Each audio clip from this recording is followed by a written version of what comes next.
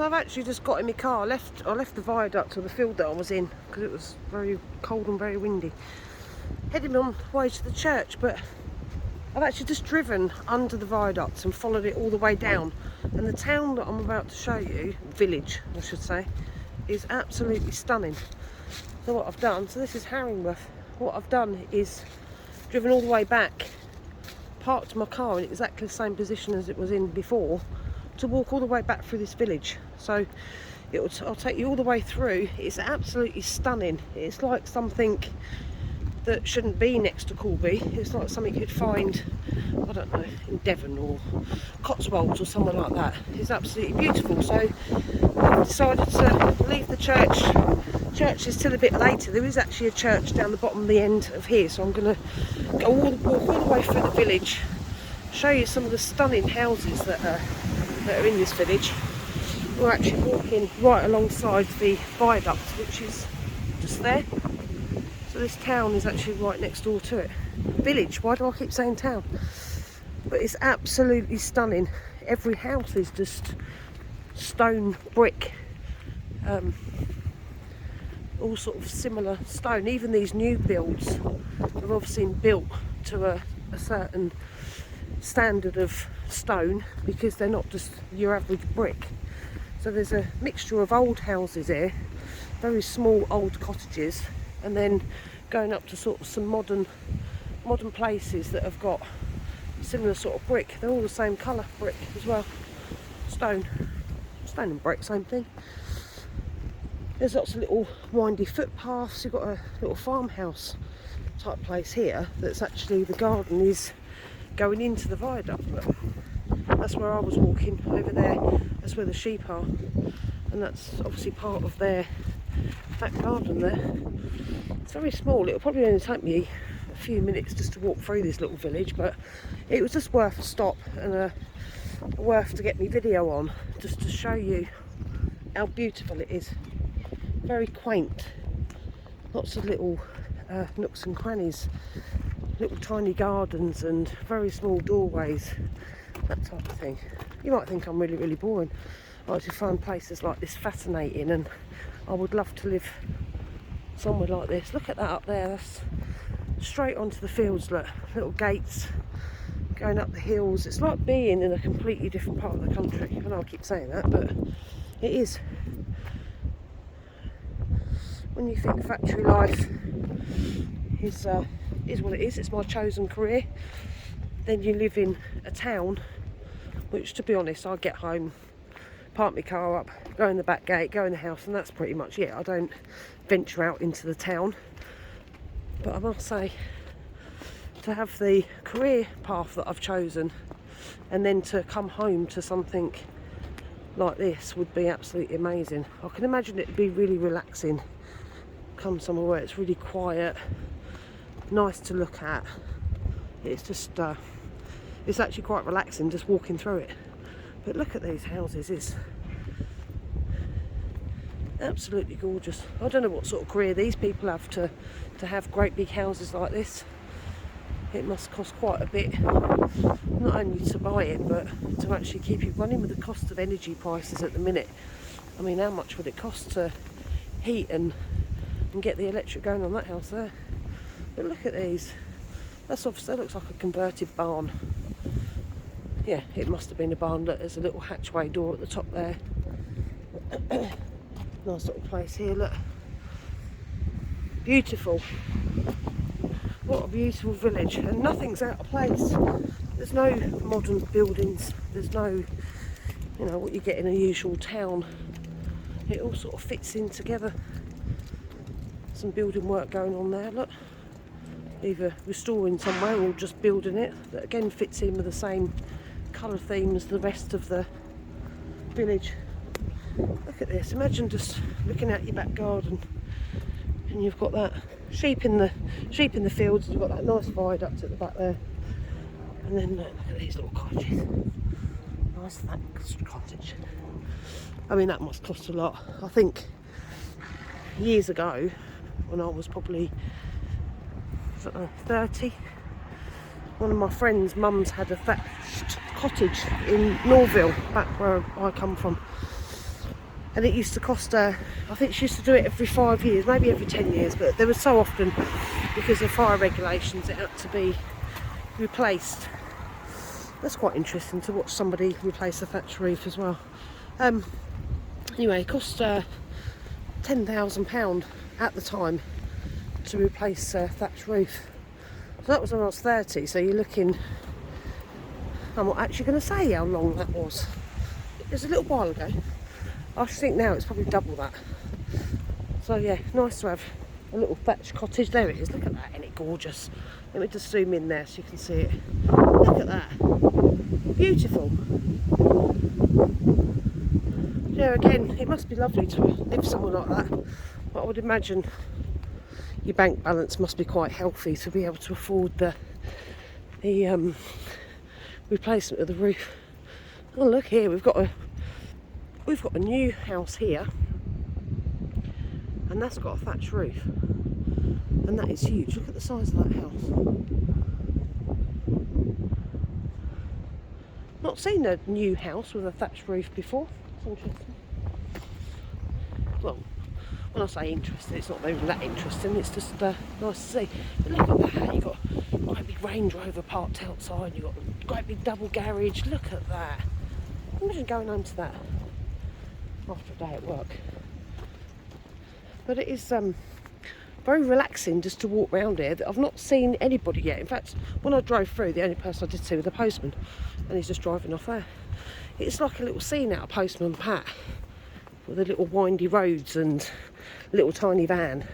I'm sure it's the same size van as what you get anywhere, but it just seems small because it's in a little small village. And then we've got an old post box over here, look. Post box, telephone box. Look. Not seen one of them for a long time. There's the telephone box. It's got a defib inside it, look.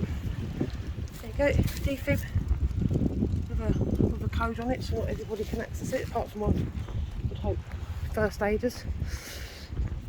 And then there's a little, I think it's a pub, I'm not sure. I was trying to find somewhere to park, but there's actually barely anywhere to park, which is why I had to drive back to where I was near the viaduct. Oh, here we go, the White Swan. It's just called again, all fits in with the same colour bricks. And then you've got a nice little cottage there, nice door. My mum would like that door. Yeah, it goes up there. I'm going to take a left here because the church is just around the corner. There you go, the White Swan. Private ensuite bedrooms, fine food and real ales. Garden at the rear. I'm sure there'll be anyone in the garden. Especially when I turn the corner there. What's this? So that's just there's obviously businesses in this little bit here, look. Nice. I'm going to say it'd be nice to come here after work. It'd be nice to actually work here as well. Both very relaxing. So I'm just heading up to the church now. So this is just at the other end of the viaduct. So I'm going to pop in and have a look round. I don't think the church will be open, but there's the viaduct in the background there. I don't think the actual church will be open, but we'll walk around the grounds and have a look. I'm still not able to put my drone up, it's far too windy for that. So here we go, just heading for the church. Again, I'll drive down that road there. That takes you to the back end of the viaduct, and I just couldn't find anywhere to park. Maybe that's deliberate, so they don't have lots of people walking around their village taking videos. So here we go, here's the little church, look. Let's get in here. We've got a nice little gate. Look. Let's go. Oh. Here we go. Didn't think I was going to be able to get in there.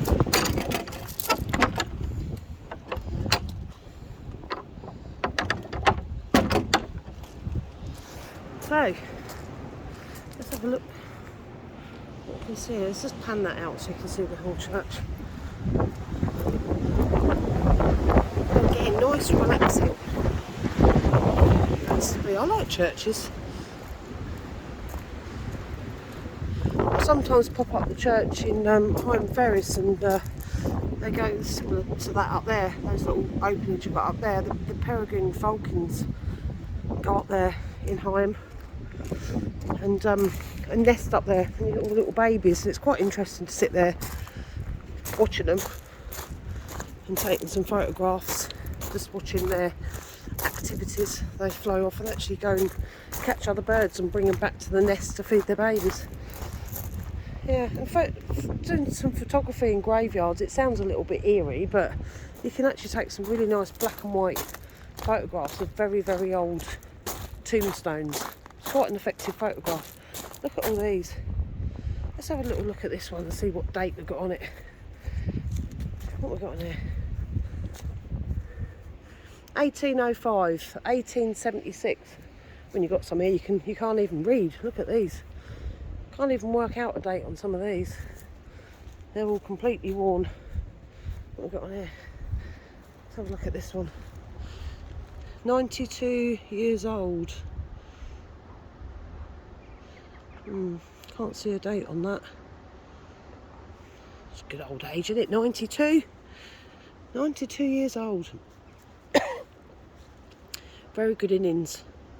1879, that one. Crikey.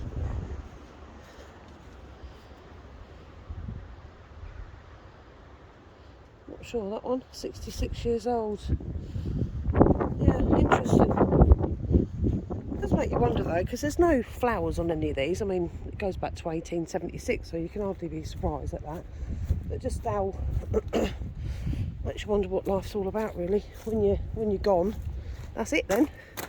That's it. No one thinks about you. Oh, you might not get a lot of people thinking about you now while you're here, but when you're gone, that's it.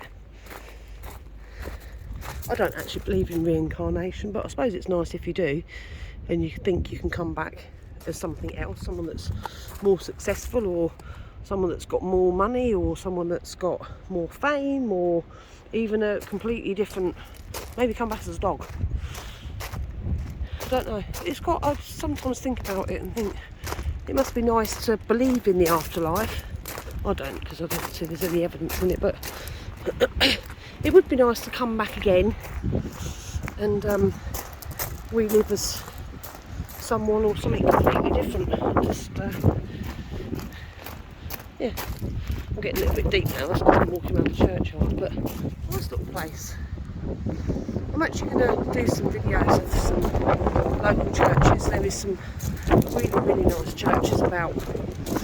I'm not religious at all, but I think the buildings are lovely. And the inside of some churches has some nice decoration, like the stained glass windows and stuff is again beautiful.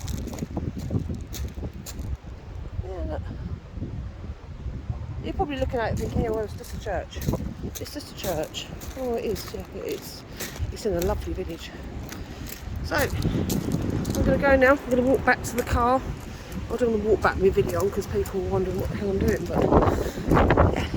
Just thought I'd share that with you because I was just going to drive off, but I'll see how beautiful it was and thought I'll just share it.